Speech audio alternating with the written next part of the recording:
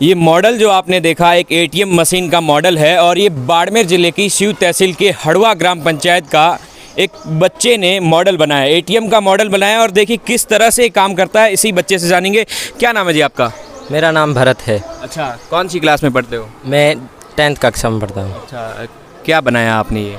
मैंने ये ATM machine बनाया है। अच्छा, कैसे काम करता है ये जो काम कैसे करता है वो बताइए जरा। हाँ जी, पहले हम एटीएम को अपनी जगह पर रखेंगे। अच्छा, हाँ, फिर हम स्कैन कराएंगे। पिन दर्ज करने के बाद हम स्कैन करेंगे।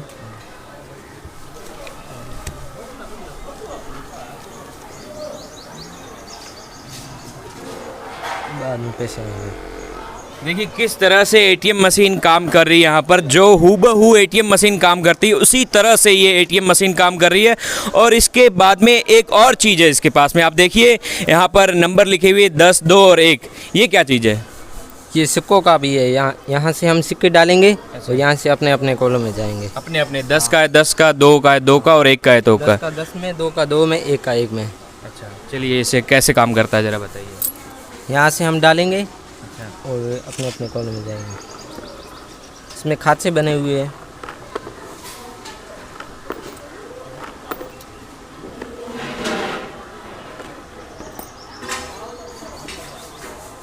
देखिए ऐसी एटीएम में अभी तक ऐसी कोई मशीन नहीं है जिसमें सिक्कों का प्रावधान होता है, पर इस एटीएम मशीन में सिक्कों का प्रावधान लगा हुआ है। और अगर आप जितने भी आपके पास सिक्के हैं, 1 का है 2 का है, और सिक्का अगर इधर से डालते हो तो 1 का 1 में और 2 का 2 में, 10 का है तो 10 में, और जितने का सिक्का होता है उसी कॉलम में अपने अपने सिक्के चले जाते हैं। आपने बड़े बड़े शोरूम देखे होंगे और उनमें सिक्कों का लोग अगर सिक्के से गाड़ी खरीदना चाहते हैं तो जितने भी शोरूम के लोग होते हैं वो सिक्कों को सारे शोरूम के लोग काउंट करने में लग जाते हैं। पर ये एक बहुत ही शानदार इन्होंने आविष्कार किया है जिससे कि सिक्के हैं अपने अपने कॉलम में चले जाएंगे और काउंट करने में भी इतनी दिक्कत नहीं होगी। भरत ने एक बहुत ही शानदार आविष्कार किया है एटीएम मशीन के साथ सिक्कों का।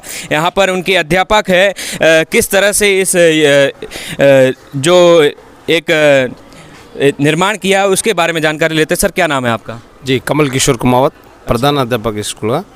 हमारे विद्यालय में पढ़ने वाले इस बच्चे ने इंस्पायर्ड मानक योजना के तहत अपना एक प्रोजेक्ट तैयार किया था, जिसके तहत एक घर में पड़ी हुई अनुपयोगी सामग्री को मिलाते हुए और इलेक्ट्रॉनिक सिस्टम अंदर से सेट करते हुए इसने एक एटीएम का निर्माण किया है, जिससे नोटों के लेन देन के साथ साथ में अपन सिक्कों का भी लेन देन कर सकते हैं।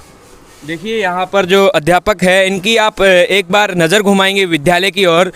पूरी तरह से पौधे लगे हुए और बहुत ही शानदार व्यू यहाँ से बच्चों को मिलता है। देखिए पूरी तरह से पौधे हैं और काफ़ी अच्छी व्यवस्थाएं है, गार्डन बना हुआ है।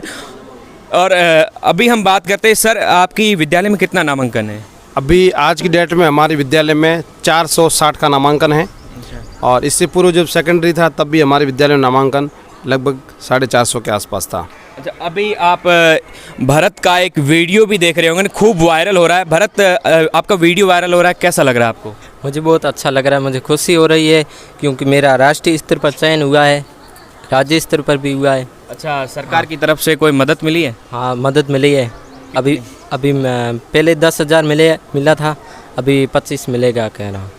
देखिए सरकार जो है पूरी तरह से भरत की मदद कर रही है। 10,000 रुपये मिल चुके हैं। और सर ये क्या योजना है, कैसे 10,000 रुपये? ये भारत सरकार की एक स्पेशल योजना होती है जिसमें कक्षा 6 से 10 तक के विद्यार्थी अपना एक नवाचार, एक न्यू इनोवेशन करके जो भी आइडिया हैं वो स्कूलों के अंदर वो एंटर कराएंगे। फिर उसके बाद में हर स्कूल से 5 बच्चे इसमें एंट्री कर सकते हैं। उसके बाद में इन बच्चों का स्कूल से सिलेक्शन होने के बाद में डिस्ट्रिक्ट लेवल पे होता है। डिस्ट्रिक्ट लेवल पे जिसका सिलेक्शन होता है उनको 10,000 रुपये की पुरस्कार राशि मिलती है, जो ये प्रोजेक्ट बनाने के लिए मिलती हैं। फिर डिस्ट्रिक्ट लेवल के बाद में फिर स्टेट लेवल पे कंपटीशन होता है और स्टेट लेवल के जीतने के बाद में नेशनल लेवल पे होता है।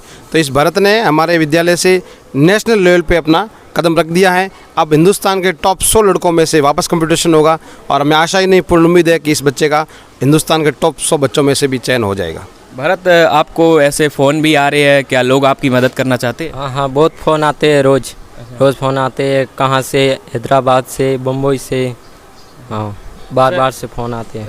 सर आपके विद्यालय में भी ऐसे कॉल्स आ रहे हैं भरत के लिए क्या? जी बिल्कुल, कॉल तो आए थे, काफ़ी कॉल आए हैं, भारत की सहायता के बारे में पूछ रहे हैं, तो हमने जो इसकी स्थिति थी उसके बारे में हमने उनको अवगत भी करवाया है, जो आ रहे हैं उनको बताया है। देखिए जैसे सर ने अभी बताया स्थिति, तो मैं आपको बता दूं भरत जब अभी वेकेशन थे, छुट्टियां थी, तो इन छुट्टियों में महाराष्ट्र गए थे काम करने के लिए। इन सरकारी विद्यालयों में जो हुनर है वो और जो विद्यार्थी जो पढ़ते हैं वो मध्यम क्लास से भी नीचे के होते हैं, तो भरत भी अपनी स्थिति को देखते हुए महाराष्ट्र यहाँ से काम पे गए थे और वही हम स्थिति जानते हैं। भरत, आप महाराष्ट्र गए थे क्या? हाँ, महाराष्ट्र पूना गया था अच्छा, किस लिए गए थे? मैं काम पे, क्या काम करने के लिए गए? मार्बल वाला काम। अच्छा, देखिए कैसी परिस्थिति है मार्बल के काम के लिए। यहाँ पश्चिमी राजस्थान से महाराष्ट्र, यहाँ से हज़ारों किलोमीटर दूर ये भरत गया था और उसके बाद आप वापस आ गए पढ़ने के लिए। हाँ, मेरा छुट्टी पर गया था और मेरा नंबर आ गया एटीएम में, मुझे खुशी हुई, मैं यहाँ से वहाँ अच्छा, आपने पहले भी एक ऐसे प्रोजेक्ट का निर्माण किया था ऐसे? हाँ, पहले मैंने चक्की बनाया था। अच्छा, हाँ, पहले प्रोजेक्ट बनाया था, चक्की बनाया था। अच्छा, देखिए पहले भरत ने प्रोजेक्ट एक बनाया था और उसके बाद में जो यहाँ पर अध्यापक लगे हुए उन्होंने कहा भरत आप वापस आ जाओ विद्यालय में, तो महाराष्ट्र से भरत को वापस बुला लिया। और अभी भरत के दो बड़े भाई भी है। भरत, आपके बड़े भाई दो है, वो क्या करते हैं? वो लकड़ी का काम करते हैं। अच्छा, फर्नीचर का। हाँ। देखिए भरत के दो बड़े भाई है, वो भी सर यहाँ से पढ़ते थे? हाँ, पूर्व में यहाँ पढ़ के गए यहाँ से। अच्छा, कौन सी क्लास उन्होंने की थी यहाँ से? 10वीं पास करके गए, तब ये विद्यालय सेकेंडरी था और 10वीं यहाँ से करके फिर वो अपने बाहर काम पे गए। वो काम पे गए। देखिए यहाँ पर पश्चिमी राजस्थान में जो मध्यम क्लास से भी नीचे के जो विद्यार्थी होते हैं उनकी स्थिति ऐसे होती है कि परिवार उनको सक्षम नहीं होता पढ़ाने के लिए, फिर उन्हें अपने परिवार का सहारा बनने के लिए यहाँ से हज़ारों किलोमीटर दूर घर का खर्चा चलाने के लिए जाना पड़ता है। यहाँ पर हमारे साथ भरत के पिताजी है। क्या नाम है जी आपका? डाउराम जी। अच्छा, कैसा लग रहा है आज आपके बेटे को लाखों लोग देख रहे हैं और कई फ़ोन भी आ रहे हैं आपके पास? बहुत खुशी है मेरे को। अच्छा, कहाँ से फ़ोन आ रहे हैं आपको, क्या बोल रहे हैं? बहुत फ़ोन आ रहे हैं, काफ़ी फ़ोन आ रहे हैं। क्या बोलते हैं वो फ़ोन वाले? जो बताइए आप लोग कि भाई बच्चों को बहुत आगे पढ़ाओ। और अच्छा, किसी ने ये स्पॉन्सर आपको कहा कि हम भरत की मदद करना चाहते हैं? जी जी, ये भी बोल रहे हैं। ये भी बोल रहे हैं। जी। देखिए भरत की मदद करने के लिए भी काफ़ी लोग हैं जो आगे आ रहे हैं, क्योंकि भरत ने एक प्रोजेक्ट का निर्माण किया। मैंने आपको बताया जैसे कि एक एटीएम मशीन का निर्माण किया और खूब तारीफ़ें भी भरत की चल रही है। भरत, अब आगे आप क्या बनना चाहते हो? मैं इंजीनियर बनना चाहता हूँ। इंजीनियर बनना चाहते हो? अच्छा, आगे आप इंजीनियर की तैयारी के लिए कहाँ, मतलब कैसे होगा ये सब? ये सब सरकार की वजह से कुछ मदद मिली जाए तो। अच्छा, देखिए भरत भी मदद की गुहार लगा रहा है, क्योंकि भरत कहना चाहता है कि मदद हो जाए तो आगे जो तैयारी है वो अच्छे लेवल पे हो सके और एक बड़े लेवल पे इंजीनियर की तैयारी करना चाहते हैं भरत। विद्यालय का आपको मैंने दृश्य दिखाया, खूब अच्छा विद्यालय, काफ़ी पौधे और गार्डन है और काफ़ी यहाँ पर जो रूम बने हुए काफ़ी अच्छे हैं। भरत से बात करते हैं, यहाँ पर कोई आपको कमी लगी? क्या कमी है आपके लिए जो होनी चाहिए इस विद्यालय में? हाँ, कंप्यूटर वाली, वो पानी वाली लैब, हाँ लैब होती तो अच्छा होता, कंप्यूटर लैब। अच्छा, और कोई कमी है जो इस विद्यालय में आपके लिए होनी चाहिए? हाँ, स्टाफ की कमी है, अच्छे स्टाफ होते हैं। देखिए भरत ने बताया स्टाफ की कमी। हमारे साथ प्रधान अध्यापक हैं, इन्हीं से बात करते हैं, क्योंकि अभी इन्होंने बताया कि नामांकन है वो 400 से प्लस है। सर, स्टाफ की कितनी कमी है आपके यहाँ पर? अभी हमारे विद्यालय का आज की डेट में नामांकन 460 का है और पिछले वर्ष भी हमारा नामांकन लगभग इसके आसपास ही था, लेकिन जो स्टाफ यहाँ होना चाहिए 15-16 के आसपास, वो है नहीं। अभी यहाँ केवल टीचिंग स्टाफ 8 ही कार्यरत हैं, एक बाबूजी हैं और एक एचएम की पोस्ट है। तो टीचिंग स्टाफ यहाँ पर हमारे पहली से 5वीं तक जो बच्चे हैं वो 250 हैं, लेकिन फर्स्ट लेवल के टीचर हमारे विद्यालय में केवल 2 ही हैं। तो जितना हमारे पास उपलब्ध है उसका अधिकतम उपयोग कर पा रहे हैं, लेकिन और बेहतर होता अगर शिक्षक यहाँ और होते तो।